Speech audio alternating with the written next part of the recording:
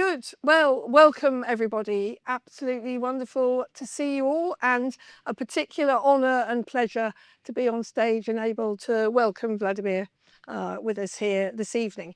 Just before we get going, a couple of notices. This event is being live streamed because we're being joined by alumni and other guests who were not able to actually be in the room. So we are recording for the duration, and that recording actually will be available to watch afterwards again if you want to see it all over or know people who weren't able to join us. Vladimir and I are going to talk for 30-40 minutes, and we'll then open it up to questions, at which point we will have a couple of roving microphones. And if you are watching and listening online and would like to pose a question, you'll be able to do that through the live chat function. I'll explain all that again at the end, but just to say that that's the plan. So, our guest, Vladimir, was born in Moscow as the son of a pro-reform Russian journalist and television host. He came to Trinity Hall as an undergraduate in 2000, I think, to study history. But after that, his life has taken a slightly different direction to most Trinity Hall alumni, I think we can say. He graduated with first-class honours, passionate about history, but already also very engaged in politics and the future of Russia. He became an advisor to the liberal Russian politician Boris Nemtsov. But shortly after Nemtsov's assassination, which many of you will remember in 2015, Vladimir himself was poisoned.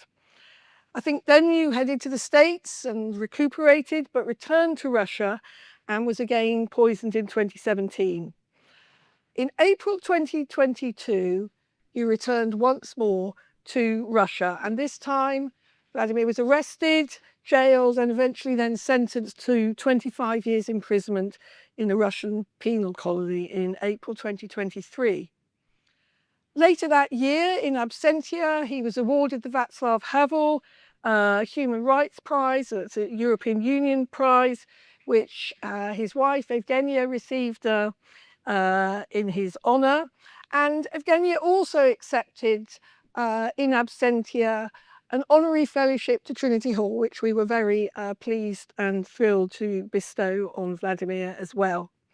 And then, as I'm sure most of you know and will remember vividly, Vladimir was released last August in what was the biggest East-West prisoner swap since the Cold War. And Vladimir, you're now based once again in the States, working with the Free Russia Foundation, campaigning as ever for a better future for Russia. So it's an extraordinary life, and we're very, very glad to see you here. I want to take you back to those student days and the fact that you are here once again in Trinity Hall where you studied history. What are your memories of that time? Well, first of all, thank you so much for hosting us here this evening, and it's so wonderful to be back in the alma mater, and I really mean it when I say it. It's not just a polite turn of phrase. And when you said at the beginning that my life journey differed from most other Trinity Hall alumni, I'm not sure if you meant that as a good thing or as a bad thing, but it's a great honor to have been elected as an honorary fellow. And when we just had that ceremony an hour ago, I guess, in the Master's Lodge, I was just recording how I learned about it when my lawyer came to see me on his weekly visit to the special regime prison number 7 in the city of Omsk in Siberia. And I was sitting locked up in that small cubicle where you're taken by prison guards for your weekly lawyer visit, behind a glass that separated me from him, and we spoke on the phones. And he told me about this because my wife had passed the information, and he said, you're now an honorary fellow of Trinity Hall. And I have to say, this sounded like something out of a parallel reality, something completely out of a different planet. There couldn't be a bigger mismatch between the surrounding circumstances and the news I just learned. But of course, I was deeply, deeply humbled, but I never thought I would be able to accept it in person and to be here because, well, I was confident I'd never get out of that prison because it was essentially a death sentence, given all the circumstances. But miracles do happen, and one of those miracles happened on the 1st of August last year. The exchange that freed the 16 of us from the hell that is Vladimir Putin's gulag has been described many times in the media as historic for several reasons. It's the largest East-West prisoner swap since the Cold War. It's a complex international operation organized by 8 different countries. and many, many other things that for the media make it historic, what makes it really historic and really significant to me is that in this exchange, in negotiating this exchange, Western governments, primarily the governments of the United States and Germany, insisted that it had to include not only their own citizens, Western citizens held hostage in Putin's prisons, but actually Russian political prisoners. And this was a really powerful message of solidarity with all those Russians who are opposed to the war, who are opposed to the Putin regime. And this was the first exchange of this kind in nearly 4 decades. The last time there was an international prisoner swap that actually released Russian political prisoners was in 1986, still in the Soviet time. It was Anatoly Sharansky in February, famously walked on a Glinier Bridge between East and West Berlin. And in October, it was Yuri Orlov, the founding chairman of the Moscow-Helsinki group, a great physicist in his own right. Hasn't happened since. So this was what made it really historic to me, and I think this was a really powerful statement on behalf of the world's democracies, who also sent a signal that they know who the real criminals are here. They know that the real criminals are those people in the Kremlin who've started this war, not those of us who were in prison because we had opposed. Going back to my time as a Trinity Hall undergraduate, well, first of all, I'm really going to date myself here, but this year is our 25th reunion, which is going to happen in September, right? It's in September. So I hope to see many friends here in a few months. And I have to say, this wasn't like this at all. There has to be a pool table outside. Where is it? Sorry. I know. Where's the college bar? Just across the court. That's not there either. No, but other than that, everything is just exactly the same. And this is amazing. I mean this in the best possible sense. Because in this crazy and constantly changing world, it's so good to come back to places that are the same as I remember when I was young. And it's always very nostalgic, a little sad, but mostly very warm. So it's really good to be back. And I'm afraid I've been talking to one or two of your history tutors from those days. And I hear that you were an extremely good student, and we can tell that from your Just being polite. results. But what, you were clearly, deeply passionate about history, but were you also from the beginning knowing and convinced that you wanted to take a life into politics? Oh yes, Was that absolutely. always the In fact, I could say that I came into politics before I came here, because I met and started working with Boris Nemtsov in November of 1999 during the Russian parliamentary election campaign. So that's more than 25 years ago. That was the last, to date, the last parliamentary election campaign in Russia that was assessed by European and international observers as free, fair, and competitive. We haven't had a single since. This was the last free parliamentary election. And that's when I started working with Boris Nemtsov, and that's when I knew that I was going to go into politics. And then I came here in 2000. Our matriculation was in September of 2000 to read history. And of course, my specialization, as it came to part 2 in the dissertation, was parliamentary history of pre-revolutionary Russia.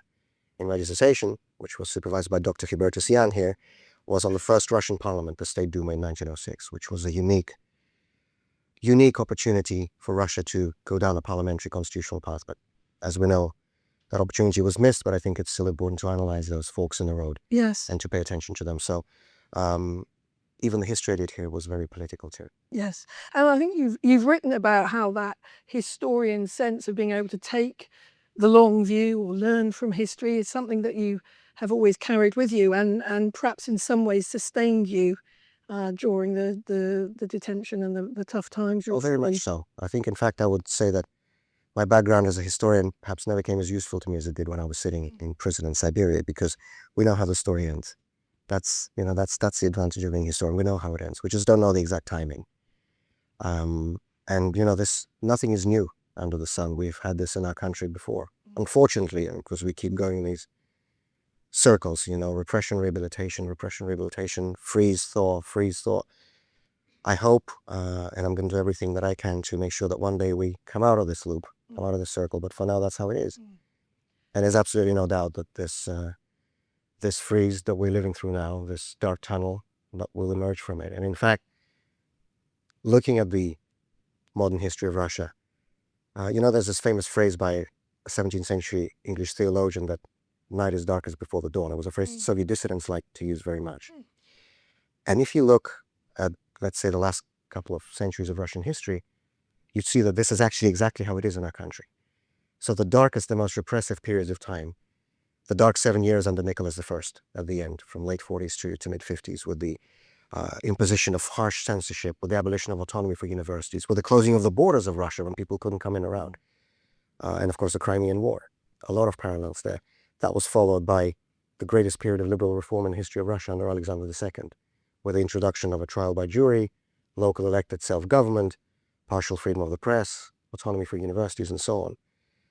The last years of Stalin, late 40s, early 50s, which saw, a new wave of repression, which saw a massive wave of state anti-Semitism, which saw deportations of different ethnic groups. It was just, from everybody, from the recollections of everybody who lived through that time, it was just a horrendously dark time. It was followed by the so-called Khrushchev thaw, which, was one of the great periods of liberalization, perhaps the greatest, certainly in the Soviet period. And then the period of time that I sort of technically witnessed myself was too young to notice it, but the Andropov time, early 80s, which was a horrendous escalation in the Cold War that a few times actually bordered on a nuclear spillout. That was a time of new repressions at home, the closing down of remaining dissident groups, the horrendous uptick in the punitive psychiatry when dissidents were put mental asylums and so on. This is early 80s, 82, 83, 84. And that was followed by perestroika and glasnost and the longest period of democracy we had in Russia in the 1990s. So that phrase, night is darkest before the dawn, it's actually literal when it comes to the modern history of Russia.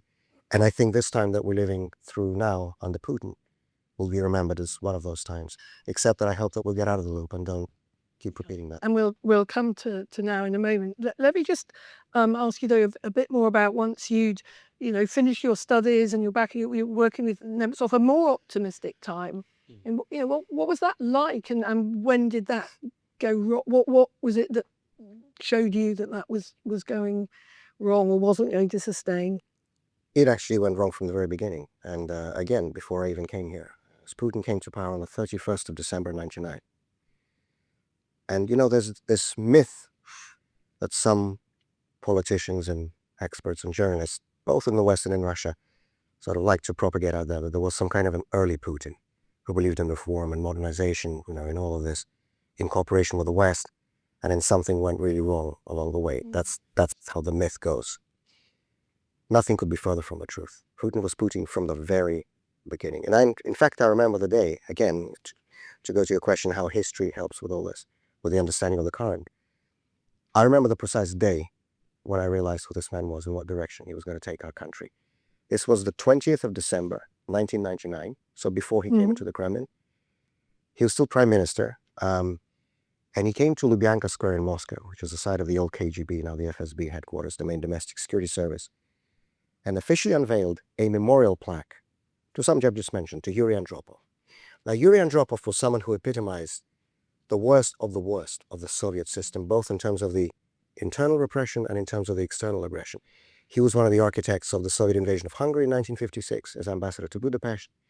As longtime chairman of the KGB, before he became general secretary, he prioritized the suppressing and the fighting of political dissent at home.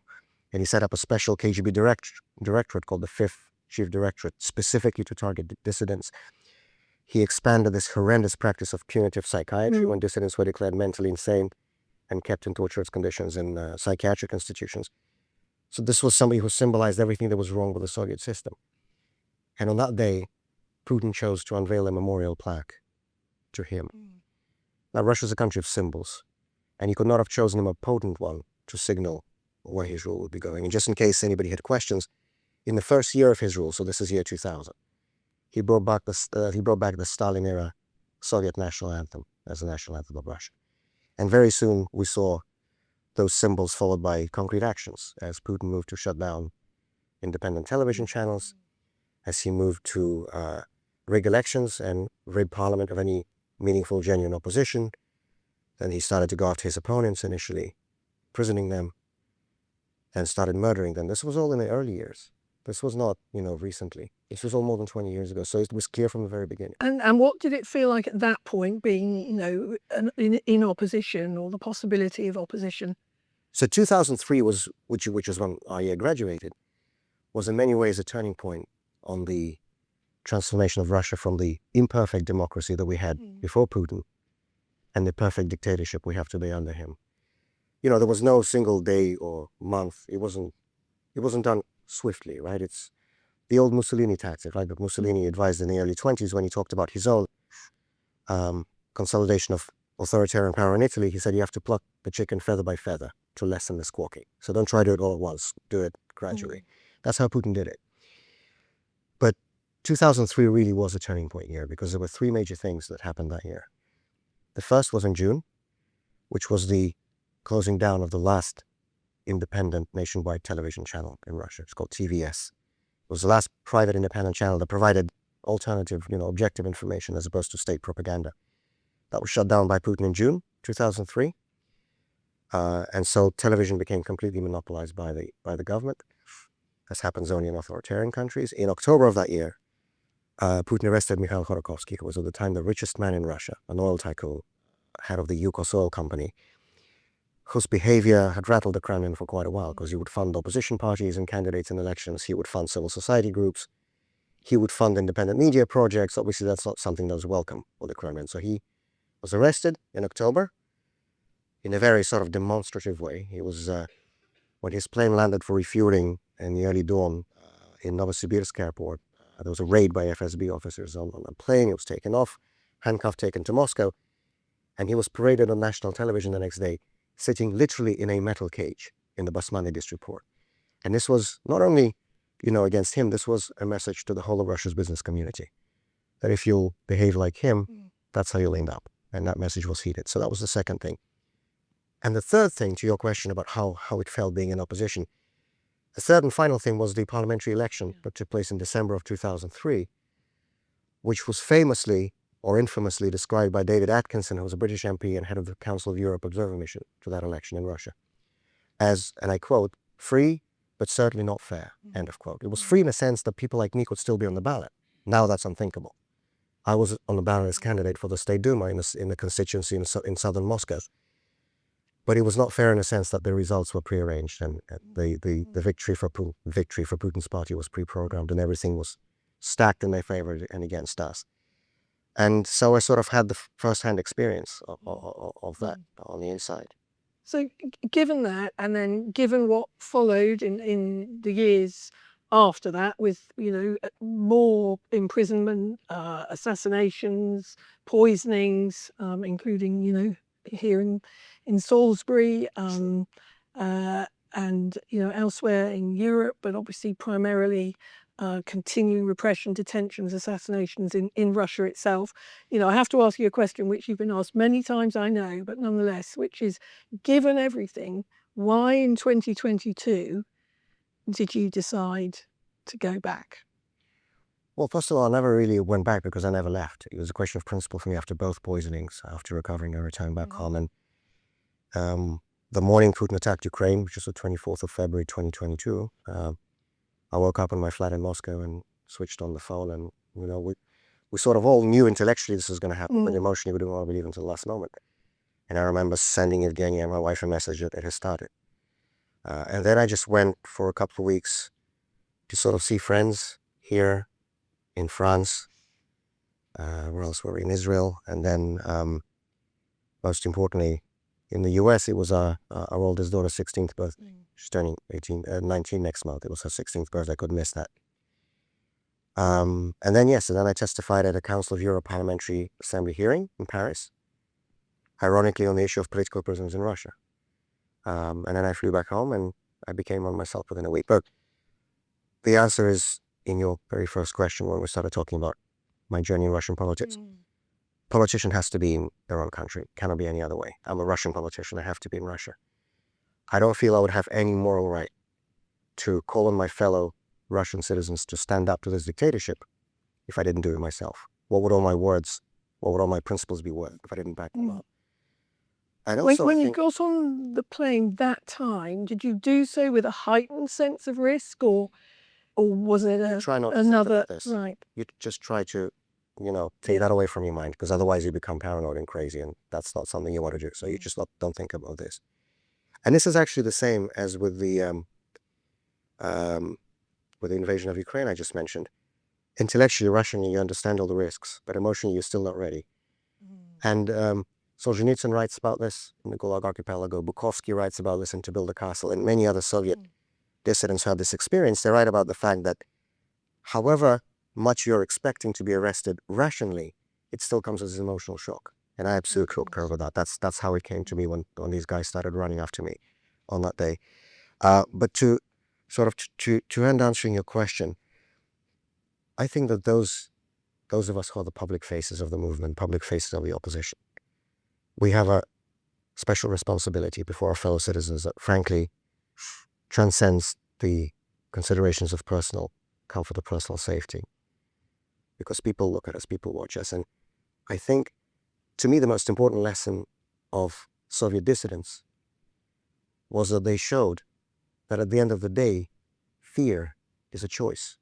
Yes, the regime will try to instill fear in the population by repression, by propaganda, by all of these things. But at the end of the day, it's up to every single individual human being to choose whether or not he or she decides to be afraid. I'll never forget how this was 2007, still on that route down, that still something was possible. We had this initiative when a group of Russian opposition figures, myself included, nominated Vladimir Bukovsky, who was a very prominent, legendary Soviet dissident, long-time political prisoner, who actually lived here in Cambridge after his own exchange in 1976. We nominated him for president of Russia as a symbolic gesture. Very powerful, but symbolic. Of course, we knew he was not going to be allowed on the ballot, but she wasn't. But the idea was, okay, if you're forcing KGB rule on us, we're going to put up our own Russian Václav Havel. And this was the comparable figure.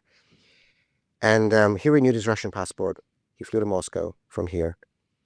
And we had a big rally on Triumphальная Square in Moscow, which was Mayakovsky Square in Soviet times, which was the place where the Soviet dissident movement was born in 1960. And so it was a symbolic place. Bukovsky was one of the people who was there at the beginning, so it was a symbolic place. We had a big rally, we had many people. And then after the rally was over, a lady walked up to Bukovsky, and I was standing next to him. I heard the whole conversation. And she asked him, why did you come back? Are you really expecting to change anything here? And he looked at her and he said, no, of course I'm not expecting to change anything. But he said, I came back because people are starting to be afraid again. And when people are starting to be afraid, you have to come and stand next to them and say, here I am. I'm not afraid. I had goosebumps when I was listening to the talk. And this is especially true at a time of crisis, at a time of repression, at a time of war. Those of us who are public figures, we have no right to run away. We have to stand there next to our fellow citizens and say, here I am. I'm not afraid. So when you were detained, arrested, imprisoned, and then, moved to Siberia, and you're in your small cell, and as you said, you weren't sure you'd ever emerge. I was sure I wouldn't. How did you hold on to any sense of agency? I mean, I know you were able to get some messages, some essays, articles for the Washington Post, your Pulitzer, of course, as well. I mean, were you able to hold on to any sense of agency and ban the fear? So letters really helped, really helped, because, every time I speak in these last 6 months since the release in front of a Western audience, and somebody, stands up in the question period and says, look, I'm not a journalist, I'm not a politician, I'm not a policymaker, I'm just a regular citizen, what can I do to help? And I always ask the same thing, please write to political prisoners. Please write. This is so important. This little piece of paper that, the prison guard slips you through the feeding slot in the door, that can mean a difference between losing your sanity or not, between surviving or not. I think only somebody who's been in this position can appreciate how much hope and warmth and light there is in that little piece of paper. And I was getting letters from all over Russia, from all over the world, and it was really, really important as a means of survival and keeping sanity, but also as just getting at least some information from the outside world, right? Because needless to say, you have nothing else. But in terms of the sort of the big things that helped survive over there, well, number one, I would say it's my Christian faith, because I know that, I knew that I was never alone. And when I was in that solitary confinement, 2 by 3 meters in a Siberian prison, I knew that I was never alone, and that someone was looking after me. And there is right and there's wrong, and that's what we talk, and that really helps. That really helps you survive. Second was what already you mentioned when we discussed one of your previous questions. My education as a historian. We know how this ends. It was actually amazing to me. I was rereading a lot of Soviet dissident memoirs while I was in prison. Bukovsky and Solzhenitsyn and Podrobinik and Sharansky and others.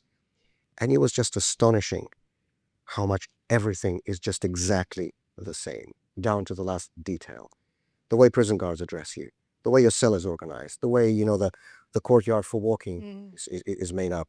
Everything is just exactly the same. It's crazy. 50 years have gone by since Bukowski wrote the book, but nothing has changed. But we know the ending, right? We know how the Soviet system ended.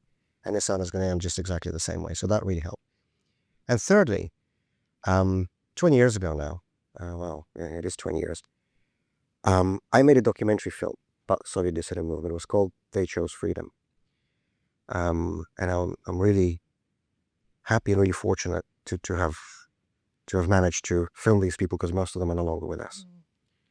And it was sort of the whole chronicle history of the Soviet dissident movement from the 60s or 50s, 60s to the 90s until the end of the Soviet system and into Putin's time.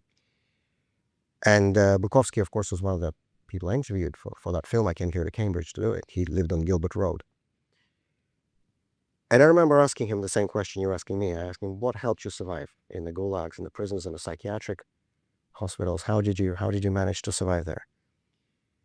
And he answered very shortly. He said, I knew that I was right. I knew that I was right. And at the time, I thought this was just a nice sounding phrase. Of course, I put it into the film because it sounds good. But having gone through this myself, I know just how important that is, to know that I'm right and these guys are wrong. Whatever's written on that piece of paper they call the indictment or the verdict, I know that I'm right, they're wrong. Yes, and that really helps. Yeah. So at what point did you understand that you were being released? At the last moment. Really? None of us knew anything. It started to me, for me, this whole story began in late July. So I was sitting in my prison in Omsk, in solitary as always. And suddenly, this was in the middle of the day, I think it was a Tuesday, the prison security officer or the guards opened the door and they escorted me somewhere outside. They took me to a prison office. It was a small room. There was a desk, a chair, and a big portrait of Vladimir Putin on the wall. And on the desk, there was a blank piece of paper with a pen and some sort of a pre-printed template next to it. And the security officer said, sit down and write this with your own hand. So I sit down and I look at it.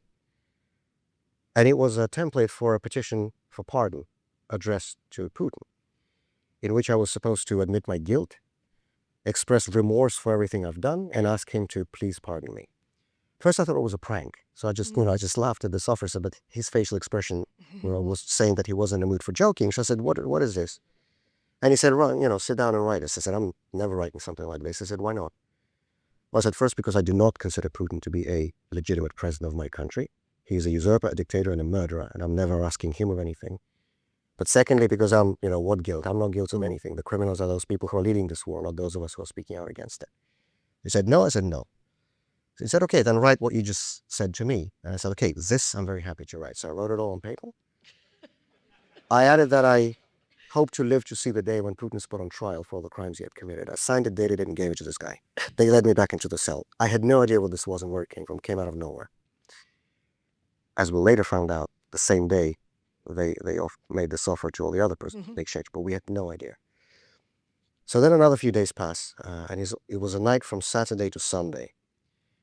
And in Omsk, where I was imprisoned, even by the standards of the Russian prison system as a whole, Omsk is particularly fanatical about the procedure. So everything there has to be done, by the minute, by the paragraph, by the rule book. So, I don't know, you undo your button, that's a violation. They take you to a disciplinary commission, they give you 15 days of punishment cell. You take your hat off when you're doing the outside walk, that's a violation, disciplinary commission, punishment cell, and so on.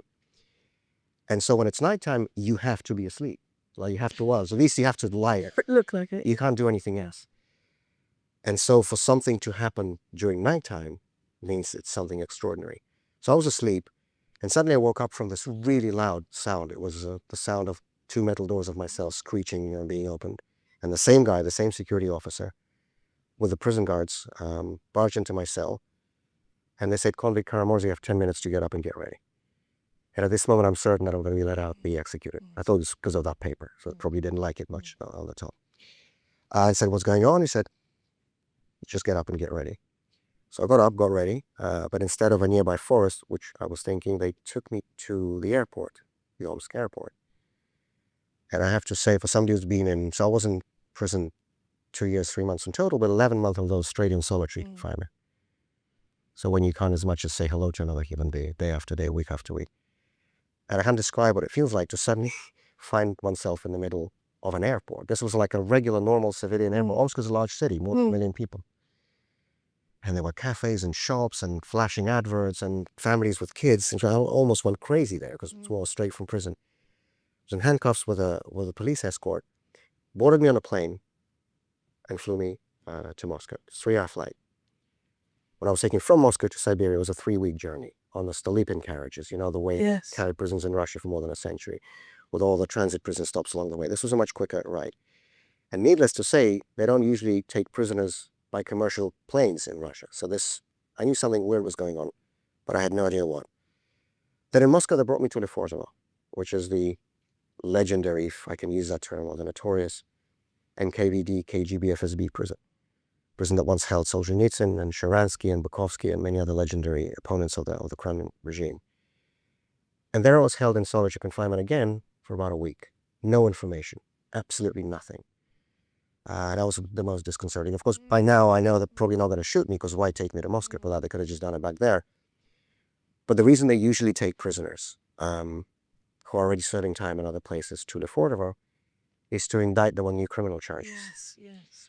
Of course, I was thinking, what would be the point of this if I already had a 25-year sentence? That's not something one can survive already. But again, you know, this repressive system that doesn't always follow normal human logic, right? It has its sort of internal dynamic. And so this was what I was thinking. And then came the 1st of August. In the morning, the door opened. The deputy director of the Lefortovo prison walked in. He's an FSB lieutenant colonel. And the guards brought my bags from storage that I brought with me from Omsk. And they said, take off your prison uniform and get into whatever civilian clothes you have. And the only civilian clothes I had on me was my black t-shirt in which I slept, the long johns, because it's -14 Omsk, you have to put something underneath when you go outside. And I had the rubber flip-flops that I would use to go to prison shower. So I put it on. This guy looks at me and said, is this all you have? Why don't you have normal civilian clothes? I said, look, man, I'm serving a 25-year sentence in solitary confinement in a special regime prison in Siberia. Why would I need civilian clothes? He had nothing to respond. I said, just okay, whatever. So I put it on. And just to underscore how surreal and crazy that day was, that same evening, I'll be meeting with German Chancellor Olaf Scholz in the same t-shirt, long johns, and rubber flip-flops. I had to apologize for my lack of protocol. But they took me down, escorted me down. And you know, it's amazing when I was talking about the fact that everything written by dissidents is still the same. So I read in Solzhenitsyn's books, in Bukovsky's books, in Sharansky's books, that when they walk you down, when they escort you down the corridor in Lefortovo, the guard who's walking ahead of you clicks his fingers like this. And the same with the guard who walks another prisoner, because prisoners are not allowed to meet face to face. So if he hears another one clicking their fingers, they tell the prisoner to stand next to the wall and look on the wall. So no eye contact with anybody else. So this is exactly the way they escorted me down. And then on the ground floor, there was a long row of men standing, their faces covered in black balaclavas. And I've seen a lot of things in prison, but that was still a pretty intimidating sight. And this turned out to be the Alpha Group, the FSB Elite Special Unit, the former KGB Spetsnaz. They're the same people who escorted, well, not the same people, but the same unit who escorted Bukovsky for his exchange in December 1976.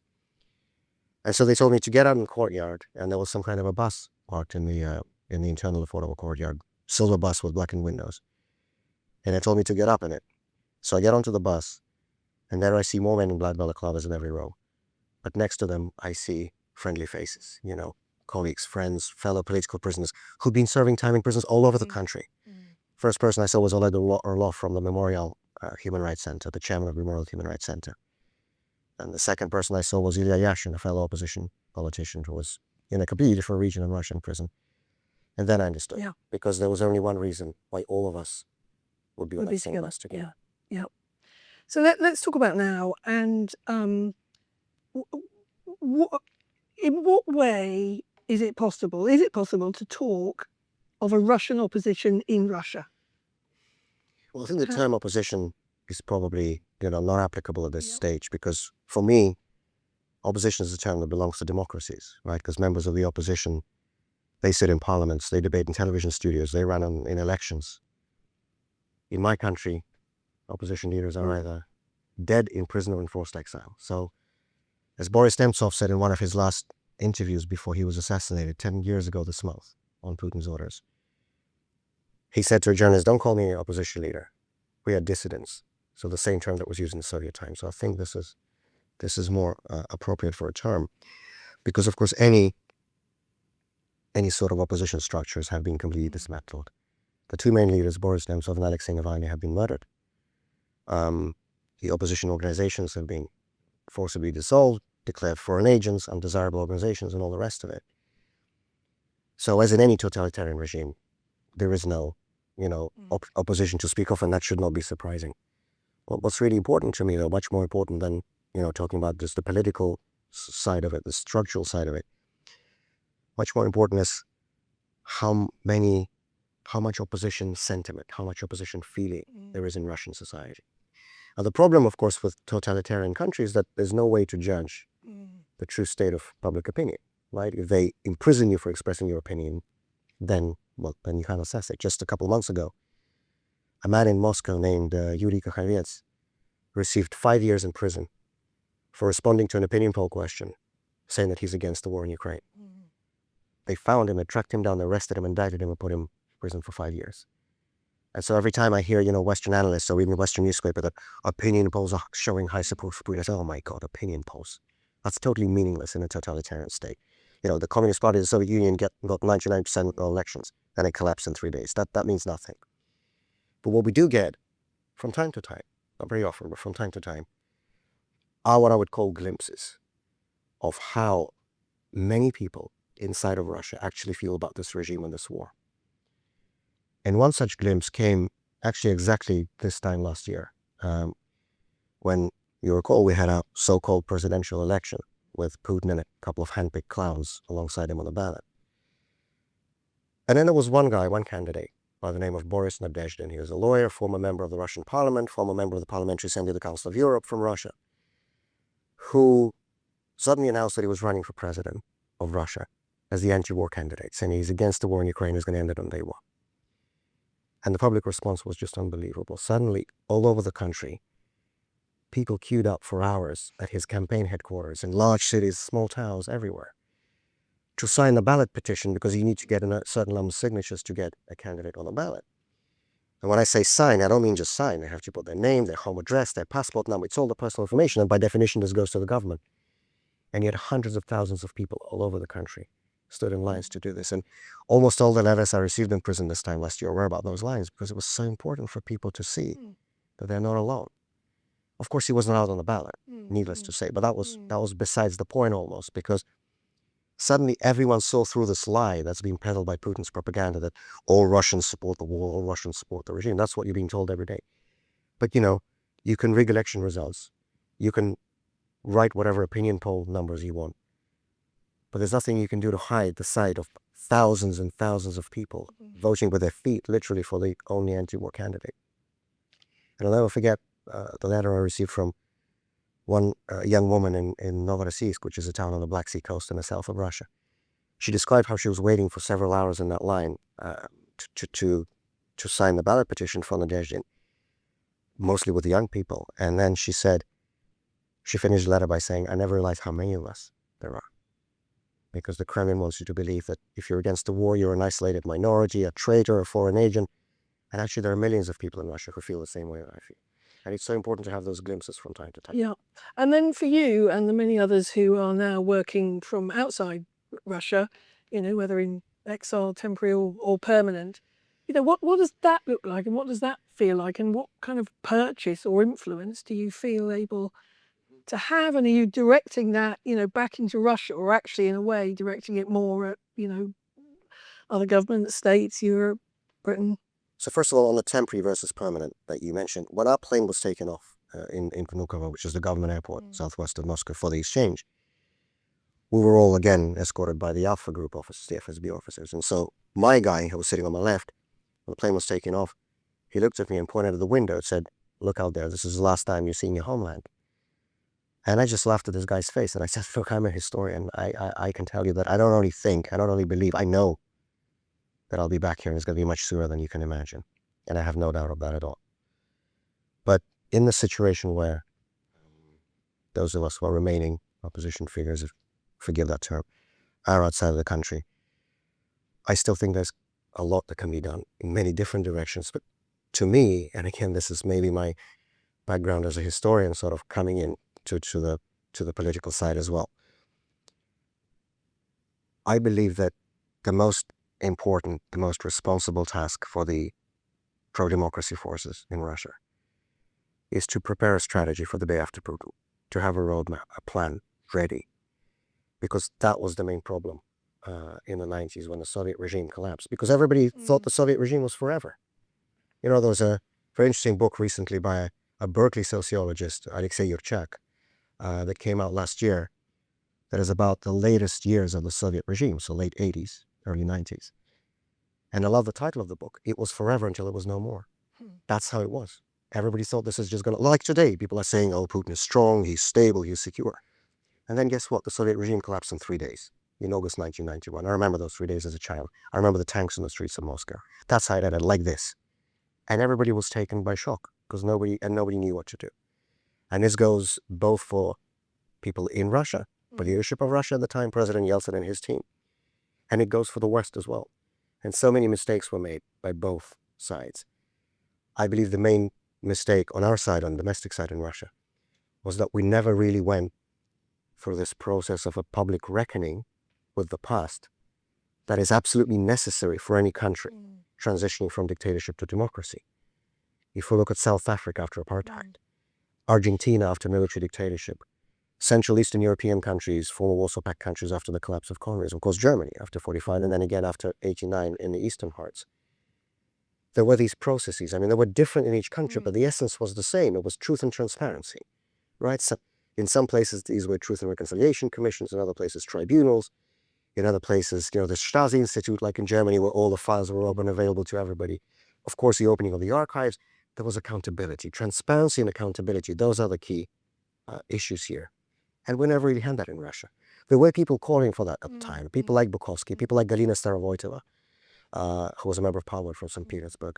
People like Anatoly Kononov, who was a judge of the Constitutional Court. There were people calling for that at the time. This is not something we realized only now. But unfortunately, they were not listened to.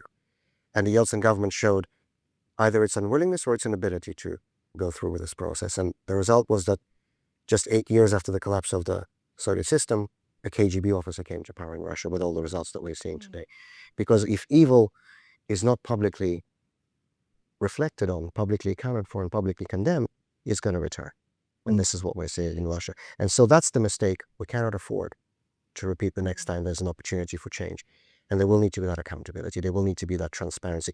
And there will need to be a public reckoning with everything that's going on now. As I said in my final statement to the court before my sentencing, I know one day our society will wake up and open its eyes to all the horrors that are being done in its name. This will need to happen. So this is on the domestic side.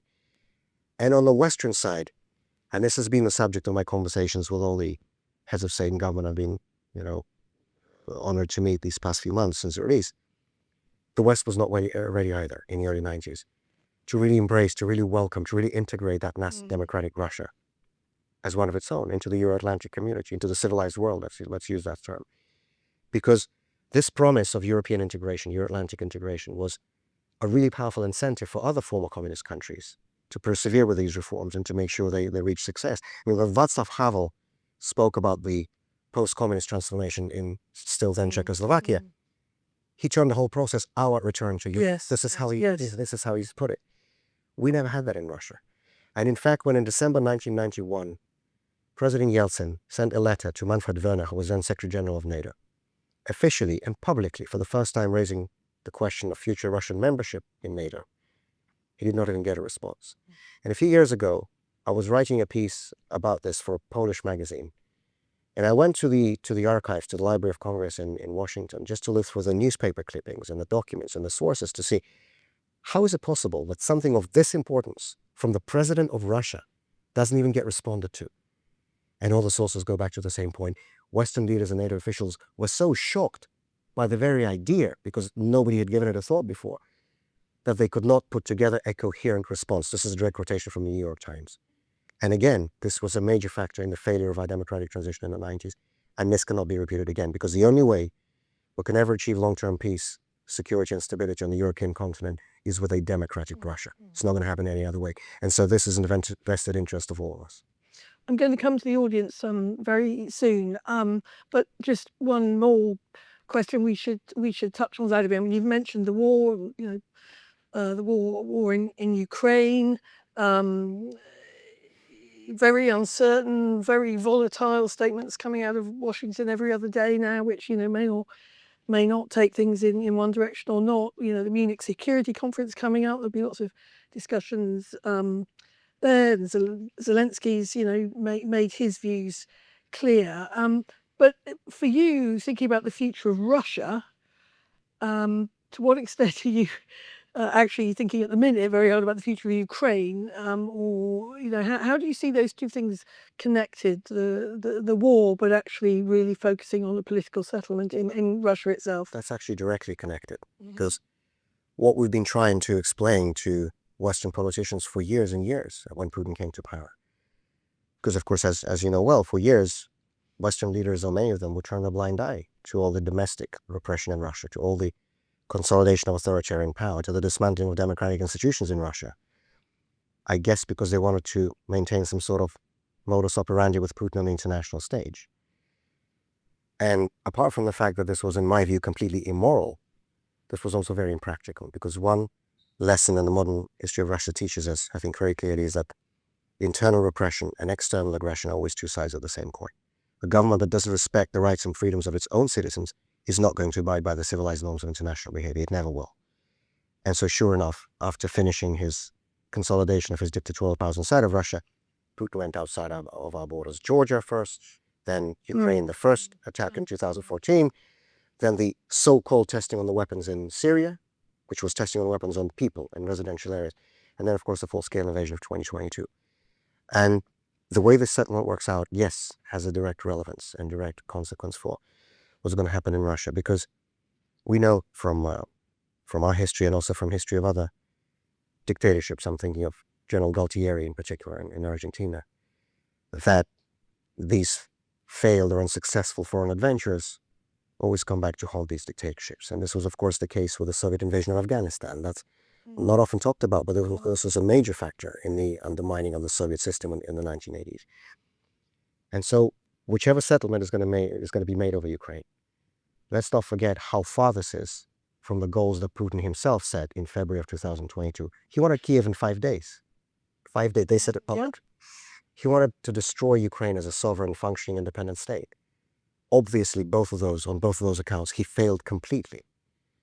And I think it's incumbent on the free world to remind people in Russia of this, because his propaganda is going to try to do everything it can to sort of present it as a great victory. But people know better than that. And once the information about the horrendous losses will start trickling down inevitably, but the economic situation gets worse, which it inevitably will, because all the so-called growth we have now is because of the military-industrial complex, because of the war production. Once that stops, all economists are predicting there'll be a slump. I think in future history books, it's safe to say this war will be analyzed as one of the key factors in undermining. But that suggests, if I've understood rightly, that you see a settlement as being not a return to 2014. Well, that just today, Pete Hegseth, who's the U.S. Defense Secretary, came to Brussels for a NATO defense ministers meeting and said that it'll forget about the borders of 2014, and that's not possible. But what's important to say is that whichever settlement is made now, whatever the Ukrainian government is forced to sign, and it is forced because it's basically the U.S. that's leading the way here. I can tell you that any legitimate democratically elected government of Russia, when that comes, will not accept these annexations, because we believe in the rule of law, both domestically and internationally, and the only legally binding, acceptable, legitimate international borders between Russia and Ukraine are the borders of 1991, and that's going to be the position of any legitimate democratically elected government in Russia that comes after Putin. Okay, right, we're going to open it up. So a reminder, if you're online and you'd like to pose a question, please do so in the live chat, and then we have somebody. Where is Heather in the room? There you are, lovely. You'll let me know and feed them in. But otherwise, in the room, please, put a hand up, and then we've got a couple of microphones and we'll come to you. And please just say who you are briefly, and then we're interested in questions, not speeches, but I'm not sure anyone here wants to make a speech, so that's good. Right, hands. Well, at the back there, please, Greg.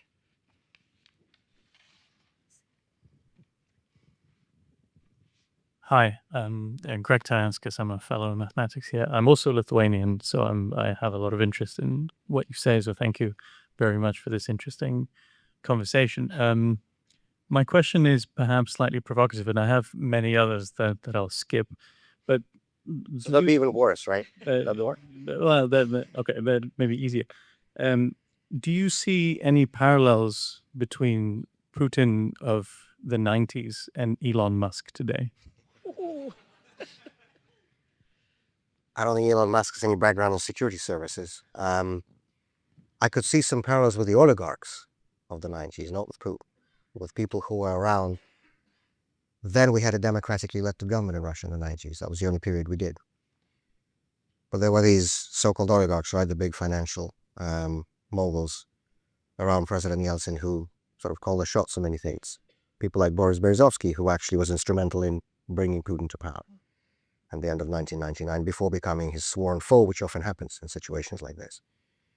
So that's where I see more the parallel. And I don't think, frankly, there is any parallels that can be drawn between anything or anyone and an officer of the Soviet KGB. That is a whole separate caste of people who should never be allowed anywhere near positions of power. When we spoke about lustrations and the lack of them in Russia, in a lot of countries in the former Warsaw Pact, actually, of course, including Lithuania, people who remained in the Soviet communist leadership after the 14th of January 1991 are not allowed in positions of power. Same in Latvia. And that's how it should be. And that was the same in the Czech Republic, where they had a lustrations law, or still Czechoslovakia. In Poland, where they're still going through the process of lustration. And there's a reason for that. Because these people are taught to lie, to recruit, to murder. This is all they do. And you cannot let a person like this anywhere near positions of power. And in fact, in 1992, Galina Starovoitova, who was a member of parliament from, or the Russian parliament from St. Petersburg, she introduced a draft lustrations law into the Russian parliament, which never even came to a debate. And it's available online now. And, I read through it many times. And if that law had been passed, the likes of Putin would never be able to come anywhere close, because there was a clear prohibition on people who had leadership positions in the Communist Party and in the KGB, even perhaps more importantly. And because they say themselves, once KGB, always KGB, right? Бывших КГБшников не бывает. They say it themselves. And so I think that caste of people is without parallel and without, anything similar in the modern world, at least. Perhaps with the Gestapo, we can compare them, yes, of course, but not anything that we have in the modern world today. Thank you. Here, please. That's all. Sorry.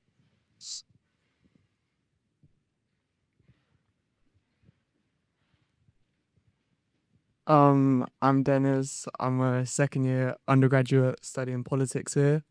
So he's seen Trump speak about, he seems determined that he can end the war in Ukraine. He's speaking confidently about it. And we know from his previous tenureship that him and Putin have good ties. Should Europe be scared about this? And if so, what should European powers be doing? Thank you for the question. In fact, today, I checked the news just before we started this, and that was the first officially confirmed phone call between Trump and Putin.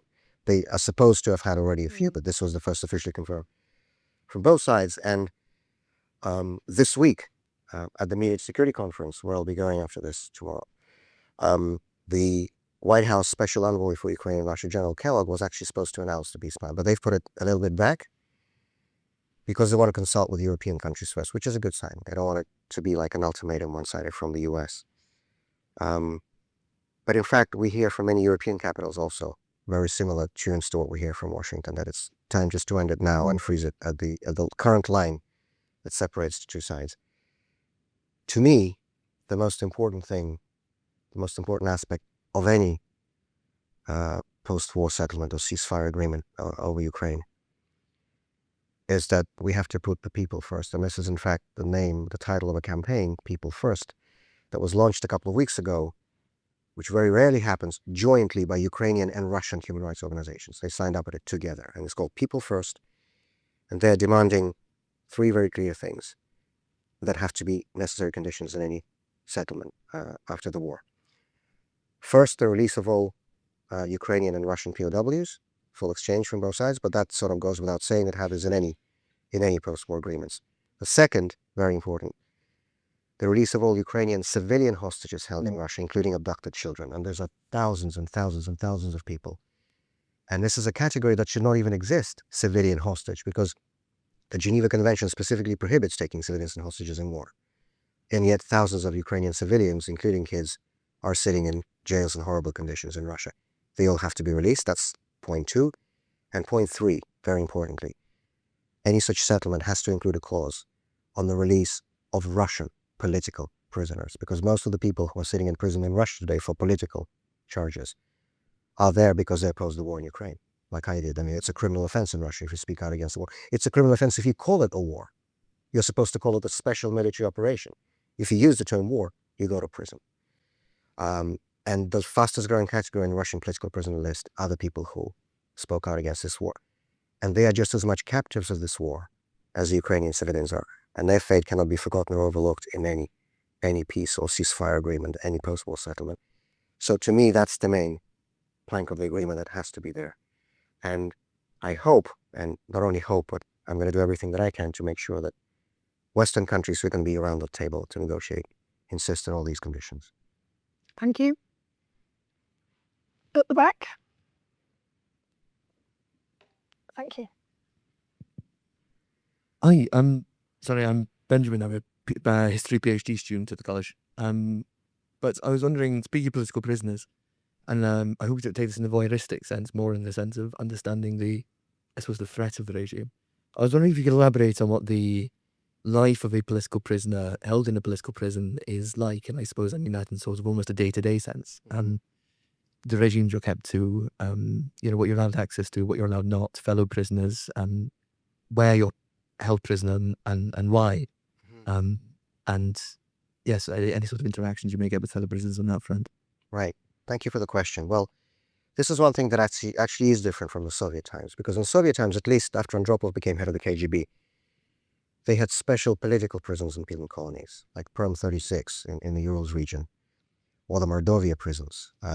So those were the prisons and penal colonies where only political prisoners would be held. There wouldn't be any regular criminals there, which is in a way, and I think I can speak to this from sort of personal experience, in a way it's better because you interact with people, right? Because you're all together, you're held in cells with other people, or even not in cells, but in barracks if it's a penal colony where you actually see the sun and walk outside and so on.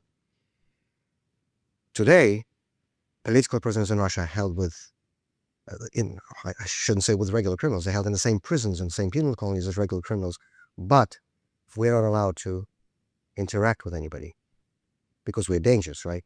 We can infect people with the ideas that we have. And so what they do, and this was how Alexei Navalny was held, this is how I was held, this is how Alexei Gorinov is being held now. And by the way, the same way the political prisoners in Belarus, the other remaining dictatorship in Europe, are being held, like Maria Kolesnikova. So you sit in what's basically a prison within a prison, right? So all the regular criminals are somewhere out there. I never saw them. I don't see them. So you sit in this reinforced building, which is basically a long corridor with cells on either side. I was in solitary, so I was there alone. It's a small cubicle type cell, 2 by 3 meters, so 7 by 10 feet. The wake-up call is at 5 a.m. when you have to attach your bunk to the wall. And then you can't take it down again until 9 p.m., which is the lights out. And for the whole day, essentially you can either try to sit at this really uncomfortable small stool that sticks out of the wall, but you can't sit in it for much because it's painful. So you basically just spend the whole day walking in a small circle around your cell. 4 walls, a small window with metal bars under the ceiling. You have nothing to do. You have nowhere to go. You have no one to speak to.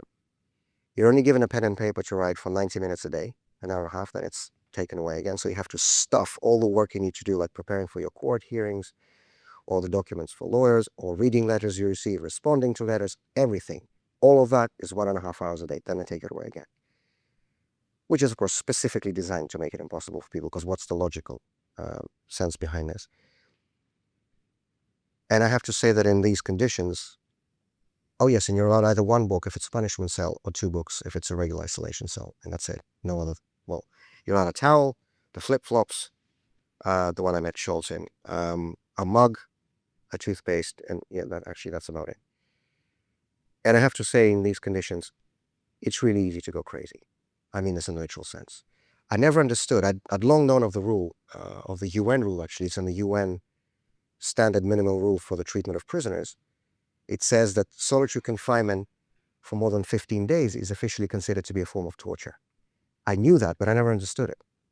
Because unless you experience it yourself, you can't remember what's so torturous about it. Sure, you just sit and... But actually, I think it was Aristotle, right, who said that we human beings are social animals. We need human interaction, contact with each other just as much as we need, water to drink or oxygen to breathe.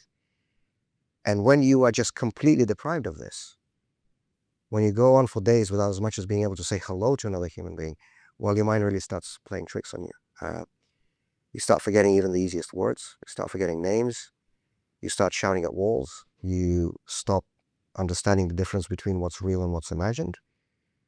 And it's really easy to lose your mind. So you have to make an effort to keep your sanity. And we keep going back to this theme, how history really helps. Because I was fortunate to have studied the Soviet dissident movement. I was fortunate to have known many of these people personally, because I've read and reread all of their books, or most of their books. And so the advice, and of course they were kept in the same conditions back in the 60s and 70s, right? And so the advice they gave, that you have to fill up your brain with something useful and constructive to not go crazy. And the best advice on this was learning a new language, learning a foreign language. And so Vladimir Bukovsky learned English when he was sitting in the Vladimir city prison in solitary. Natan Sharansky worked on his Hebrew in prison.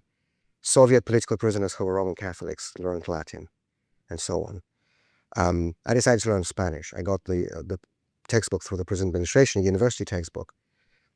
And I was just sitting there day after day, morning till night, just learning the verbs, the tenses, the subjunctive, the whatever, the vocabulary. You have to fill your head with something. And your time with something too. Because one of the most horrendous things in prison is just watching the time of your life just meaninglessly go by. And you can't do anything. You just sit there. And you go day after day, week, month, and so on. But if you learn a language and every night you go to sleep, you can tell yourself, I've actually done something useful with this day. And I never thought I'd be able to use it. Of course, it was just not to go crazy. I thought in the best scenario, I would shout at walls in perfect Castilian dialect. But Jenny and I were in Madrid a couple of weeks ago for meetings in Parliament, and I was actually shocked as to how Spanish MPs do not speak English. So I actually had to use it. And you know what? It works. It's funny. It works. So I can communicate in Spanish now. So you can have a productive time even in the worst of conditions. Thank you. Heather, are there any questions? Yep. Yes, Peter Horrocks is asking, what's going to trigger the end of the regime of Putin and his circle? Thank you for the question. It's Professor Dalton here. We had this discussion. Yes, we had this conversation today in the Master's Lodge reception. A good friend of mine, Evgeny Roizman, who is also a historian by training, but he was the last democratically elected mayor of Yekaterinburg, which is the fourth largest city in Russia. He likes to say that, when a journalist asks him a similar question, he says, I can now draw up for you 100 different scenarios as to how Putin's going to lose power. And it's going to be 101st. It's going to be something none of us can foresee. This is how things happen in Russia. Both the Tsarist regime at the beginning of the 20th century and the communist regime at the end of the 20th century went down in 3 days. Literally speaking, March 1917 and August 1991. And nobody saw it coming. Going back to that book by Yurchak, it was forever until there was no more.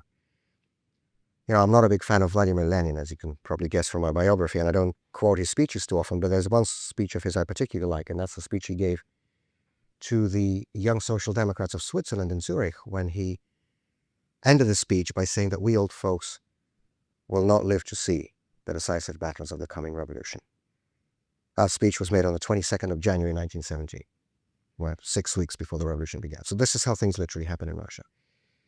And so, like Roizman, I can draw up 100 scenarios, but it will be something else. It will be swift, it will be sudden, it will be unexpected. And this is why, to go back to what the master and I were discussing a few minutes ago, we absolutely have to have a strategy, a roadmap for the day after Putin, because when it comes, it's going to be 3 days again. Metaphorically or maybe literally. And there's not going to be time to sit down and think and prepare. The thinking through has to be done now. Question here? Oh, where's the mic? Yeah. Actually, can you put the hands up again? What I'm going to suggest is that we take 3 questions in a row, if you can deal with that. Sure. So we'll go here and then there and then there, and then if we have time. But yeah. Okay. Hello, I'm Neil Shaler. I'm an elected representative. I'm on the Cambridgeshire County Council. I'm in the cabinet. I've got 3 questions actually. No, one. Oh, The meanest one. The meanest very one. short. No, one. Okay, then my first question, the one question, is you haven't mentioned Hungary, and in Hungary there was no public reckoning. There was really no during that transition, and now we have Orban. What do you think about that relationship? Okay, that's okay. good. Oh yeah, great. And then, yeah.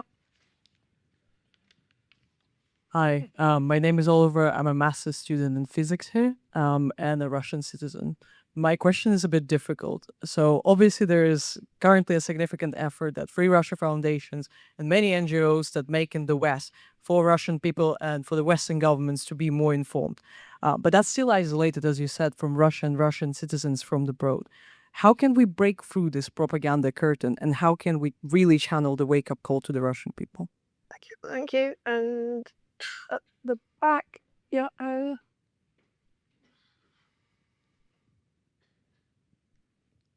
Alena Drisheva, I'm a fellow here at Trinity Hall. I wanted to ask you, you've been referring a lot to Russian or Soviet dissidents as well as your time in prison. Are these 2 components giving you a degree of authenticity and legitimacy to speak on behalf of Russia and the Russian people? And does that work? Does it work towards the West? And does it work with regard to the Russian people as well? Thank you for all the questions. I'll go in reverse order if I may. To be honest, I never thought of it that way. I would never dare say that I speak on behalf of Russia, like Putin and Lavrov do. They have no right to speak on behalf of Russia either, because we haven't had a free election in our country for 25 years. I think it's a pretty generally accepted principle in this day and age that the only source of legitimacy for a government is a free and fair election. And the only people who will have the right to say that they really do speak on behalf of Russia will be the people elected to our Constituent Assembly or our Parliament when we next have a free and fair and democratic election. I will certainly run for that, but then it's up to voters what verdict to issue. We already discussed with Mary at the beginning of this why I felt the need to stay in Russia when the war began. It certainly wasn't to go to prison. I didn't enjoy that in the least. Certainly I wasn't. The last thing I was thinking about is some sort of authenticity. No, it was for the reasons I said, because I do feel that politicians, the public figures in the opposition movement, have to be in their own country with their own people. And probably it's for others to judge whether or not that gives anybody authenticity or not. But I do see a difference, a little bit of a difference in, well, not the mentality, that's a bit too strong, but I do see a difference in outlook. Let's put it that way. When I speak to colleagues now who've been in the West for a long time, people who've left many years ago, and I'm just out of Russia 6 months ago only, and I do see the difference in outlook. So I do feel there is actually a practical importance as well of being on the ground, as it were, as opposed to looking from the outside. Thank you so much for the question about the information, how to get through. Talking about the end of the Soviet system, I believe that one of the most important factors that led to the collapse of the Soviet regime was the fact that it had become delegitimized in the eyes of a large part of its own population, of its own citizens. There was an internal KGB report that was declassified in the early 90s that showed, it was an internal study, that showed that up to 15%, 1/5 of the adult population of the Soviet Union, that's 13 million people, were regular, meaning daily or weekly listeners of the foreign radio broadcasts. The Voice of America, Radio Liberty, Radio Free Europe, the BBC, Deutsche Welle, Swedish radio, and so on. These Western radios that would broadcast in Russian, in Ukrainian, in Latvian, in Polish, in Czech, in all the languages of the captive nations behind the Iron Curtain, And they would literally beam these, short frequency radio signals across the Iron Curtains to reach tens of millions of people inside. And Bukowski writes about the fact that those teenagers who listened to Radio Liberty in the 70s were the 30-somethings who went to the barricades at the Moscow White House in August 1991 to defend democracy. There's a direct correlation. It's not unfortunately quick, but it's direct, and I fully agree with this.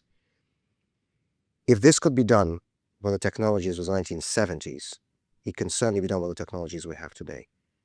And unfortunately, what we see is not only that the will is often lacking on the Western side to do this, but very often we see Western entities, especially big tech companies, actually helping Putin to suppress information instead of helping people to get it. Just a few days ago, we had an opinion piece published in the Washington Post. It was co-authored by Yulia Navalnaya, Ilya Yashin, and me, in which we focus on the example of the Apple operation. Everybody knows that we all have these phones in our pockets. In the last few months alone, Apple, at the request of the Putin government, has removed more than 50 VPN services from its app store in Russia. Those are the services that allow you to go around to circumvent the censorship and the blockages. They took them off because Putin asked them to. And they also removed, this is astonishing, they also removed, Apple, not the Russian government, the apps belonging to independent media outlets like The Insider or the BBC or Medusa, or all the US-funded media networks like Radio Free Europe, Radio Liberty, and Voice of America. Apple, an American company, took it off because Putin told them so. And this is shameful and this is unacceptable. And this is why we wanted to raise this issue, to raise the profile, to make sure that people know about this. Because I do see, and this actually goes to the previous question asked by the gentleman online as well, what could be done to hasten the end of the Putin regime? It's exactly this. It's reaching more people in Russia with information. When I was first arrested, this was April 2022, I was initially put in the pretrial detention center, the pretrial prisoners of prison number 5, Vodnik in Moscow, in a cell of 6 people. It was me and 5 others. And this was just, as I mentioned, politicals aren't allowed to held together, right? So this was just a cross-section of your regular average people from the street that were there for drug offenses or economic crimes or whatever. And all of them, every single one of them, thought of the war in Ukraine, well, they were told to think of the war in Ukraine by television, because that's the only source of information people get in Russia. And I had to be really patient, and I had to talk with them, explain, and argue again. One time it nearly got, it didn't get into it, but it was close to a fight.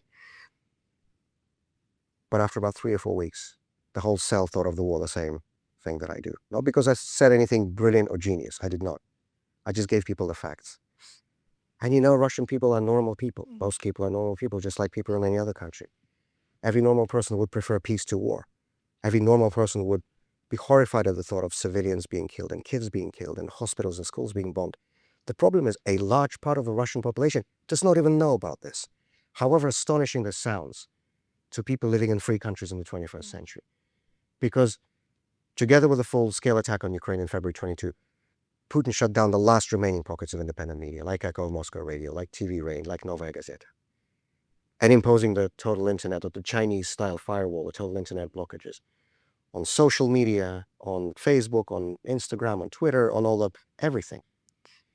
And so for a large number of people in Russia, the only source of information is the Kremlin propaganda. And we need to pierce through that wall. If this was possible in the 70s, it is possible today. There just needs to be more political will. And thank you so much for raising that, because I think that will have the same effect it had in the Soviet times. And on the question about Hungary, absolutely, that's one more example. And another country that, and of course, it's astonishing, again, to me as a historian, knowing about 1956, that the biggest ally of Putin in the European Union today is Viktor Orban. And I agree with you on the absence of a public reflection process.